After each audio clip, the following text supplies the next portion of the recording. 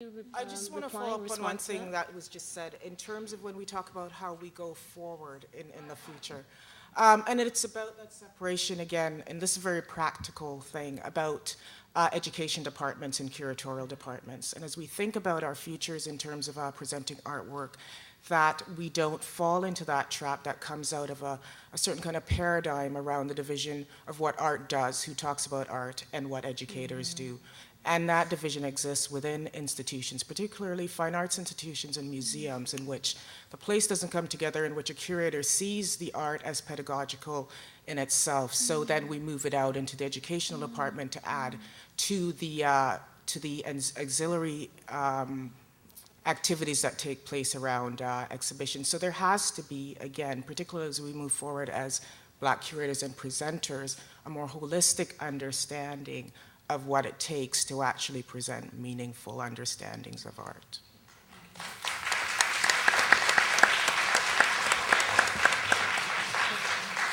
I'm just going to allow one more question, and then we really do have to move on. I know it's been really stimulating and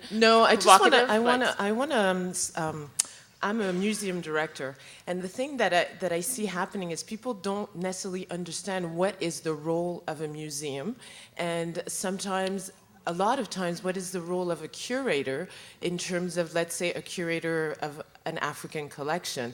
And so there's very different positions, and it's these positions that have to be questioned, whereas questioning whether this curator coming from Italy, you know, she's a specialist in African art, and it's an African collection. After, it becomes the position of the institution into how they want to integrate different discourses. And in a history of museums, and that's what's problematic, is that museums were set there to conserve objects, works of art, and curators are there to study these works of art and present them to the public.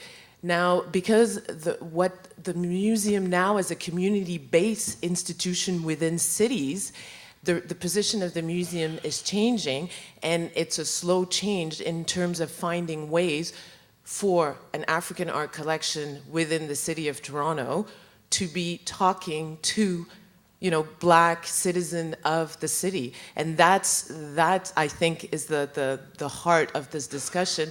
And in order to do it, you can't only have museum curators, you have to have, as you were mentioning, you know, other scholars, the community involved in rethinking its position within this discussion. I don't know if I'm making myself clear. Yeah.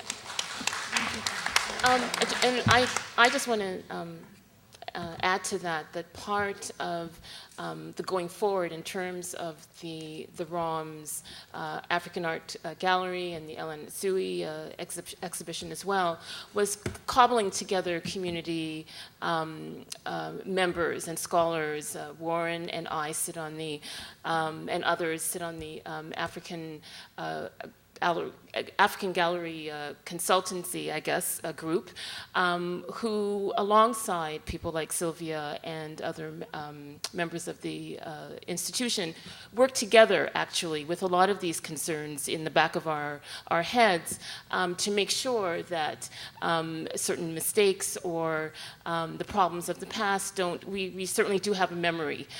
So we are sitting on that committee to make sure that those kinds of things don't happen again. So I think that's also very important, apropos of your point, to make in terms of what is happening currently.